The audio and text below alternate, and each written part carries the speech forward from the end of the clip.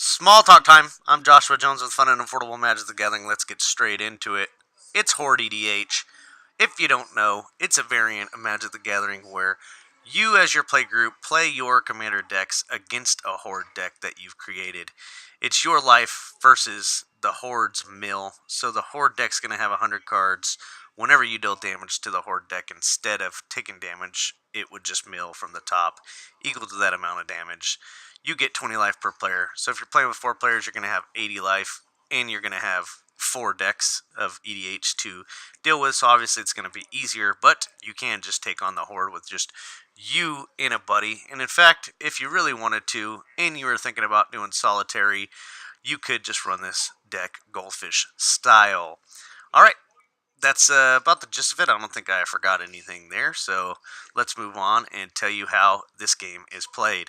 You play as a team, very much like the two-headed giant style. You get 3 turns to set up. The Horde deck has 60 tokens and 40 other cards. It has infinite mana at all times. All the creatures have haste and attack every turn, if they're able to.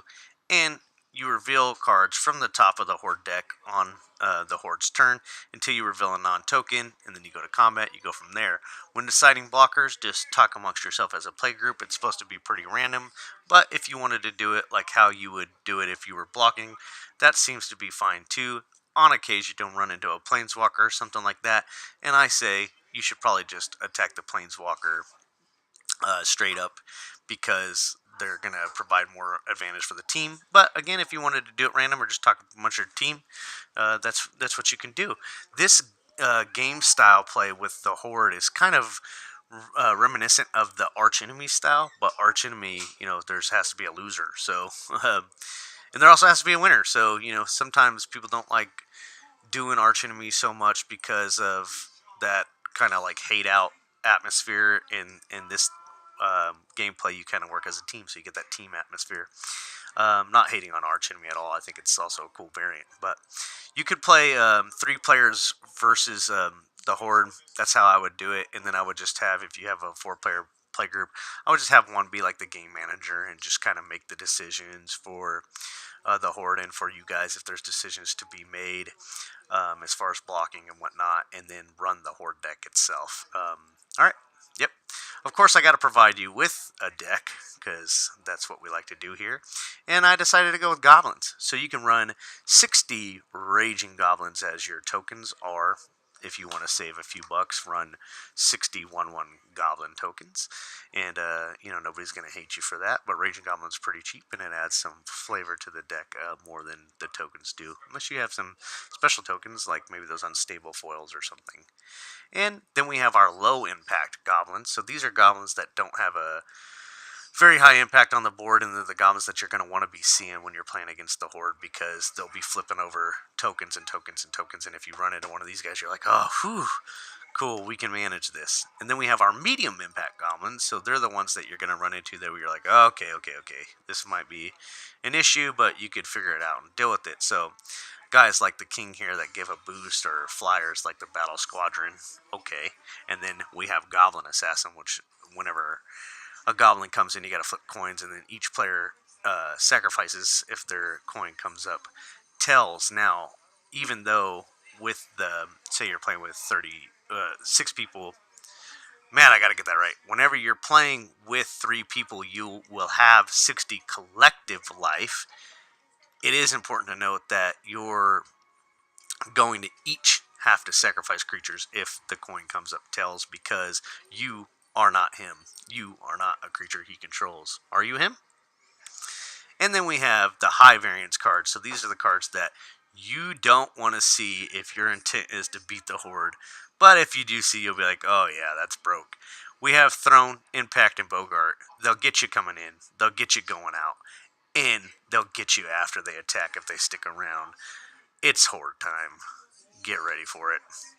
Then we have the boosters. So these cards are just cards that pump up the team for the Horde. So Door of Destiny is getting bigger. Obelisk and Hall with a permanent PT boost.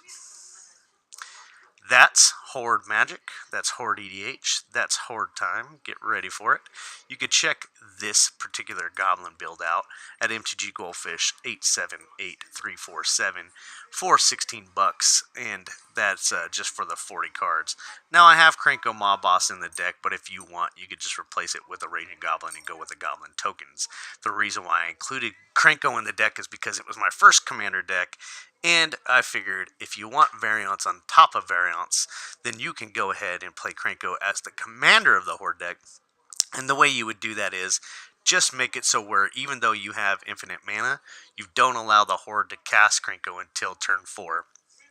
And then instead of attacking each turn of Able, Krenko would just boop, use the ability and double up the goblins in play before combat. It would increase the level of difficulty quite a bit, but I think that you'll find with 4 people, the level of difficulty isn't too bad, especially if your commander decks are pretty powerful.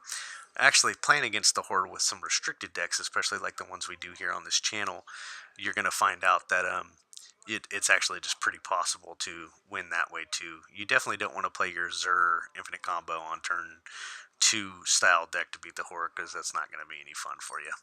Hey, if you like this deck, go ahead and like it. If you want, share. If you haven't yet, please subscribe and look for maybe a couple more Horde decks coming up in the future. If I had to say, Goblin would be like more on the easier tier level, but zombies would be like a step up because the creatures are just naturally bigger. And then if you want to go even further than that, I might bring you a Slivers deck because Slivers have such synergy.